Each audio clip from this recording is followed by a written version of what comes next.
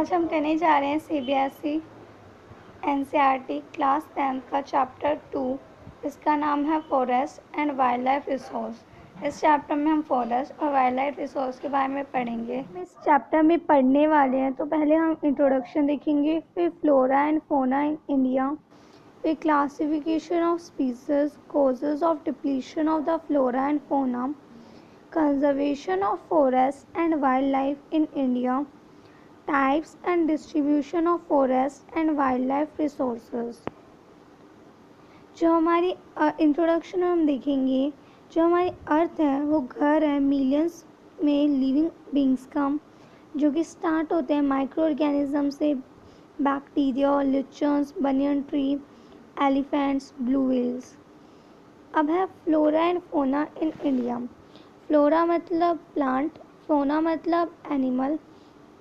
तो इंडिया का नाम वर्ल्ड की रिचेस्ट कंट्रियों में आता है किसके टर्म में? वास्ट एरी। वास्ट का मतलब बड़ा समूह।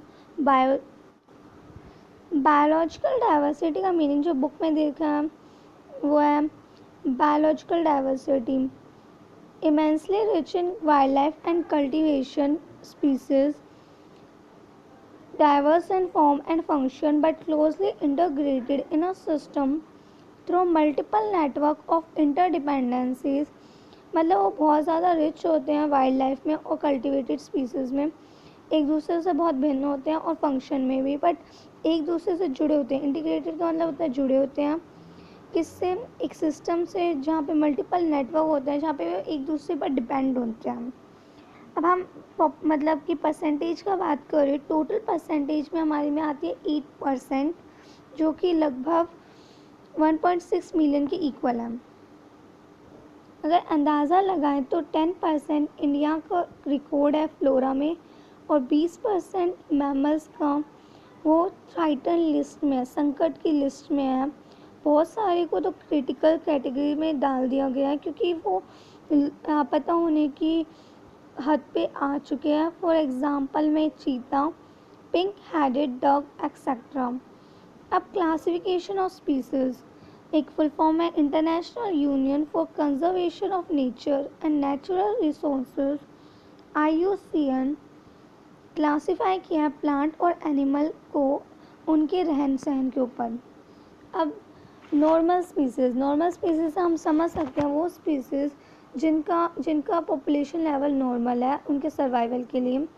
फॉर एग्जांपल कैटल, साल, पाइन, रोडेंट्स का मतलब है चूहे और गिलहरी जो हम देखते हैं आसपास अक्सर। एंडेंजर्ड स्पीसीज, एंडेंजर्ड का मतलब है संकट की स्थिति में है, जो वो स्पीसीज जो कि संकट की स्थिति में है, लापता होने की। तो फॉर एग्जांपल में आ जाते हैं हम black buck, crocodile, Indian wild ass. Vulnerable species, vulnerable का मतलब होता है कमज़ोर स्पीसीज, वो स्पीसीज जिनका मतलब पॉपुलेशन जो है दिन पर दिन घटती जा रही है क्योंकि जो और वो एंडेंजर्ड की स्थिति में आ जाएंगी जल्दी फ्यूचर में अगर जो नेगेटिव फैक्टर कंटिन्यू रहे। फॉर एग्जांपल में blue ship, Asiatic elephant, Gangetic dolphin.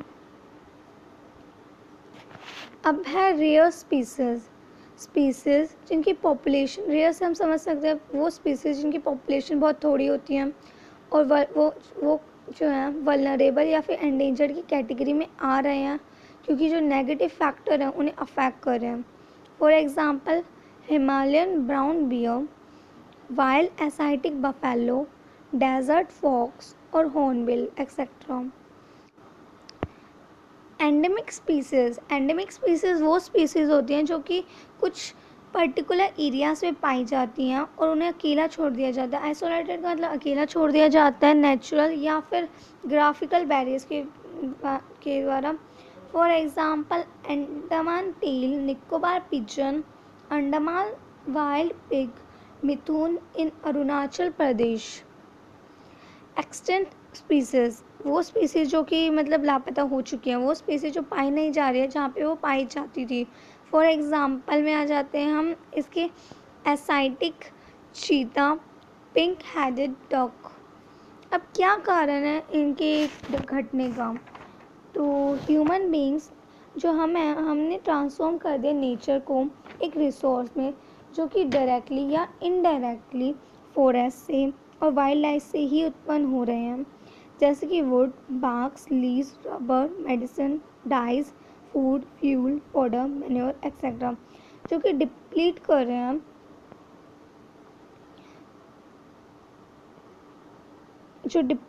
रहे हैं हमारे फॉरेस्ट और वाइल्ड लाइफ को। कुछ वेरियस फैक्टर जिनकी वजह से हो रहा है डिप्लीशन फ्लोरा और फौना का, उसमें आ जाता है large scale development project, shifting cultivation का मतलब है ऐसी समय जहाँ पे खेती बाड़ी ऐसा मंच जहाँ पे कुछ राज्य के लोग खेती बाड़ी करते हैं तो वो पेड़ को जला देते हैं, उनकी ऐश से एग्रीकल्चर ज़मीन पे डालते हैं और फिर खेती बाड़ी करते हैं। इस प्रोसेस को कहा जाता है slash and burn, mining, grazing, fuel wood collection, over population. Factor जो कि रिस्पॉन्सिबल है इंडिया बायोडाइवर्सिटी के डिक्लाइन में, वह है habitat destruction, hunting, poaching, over exploitation, environmental pollution, poisoning, forest fire.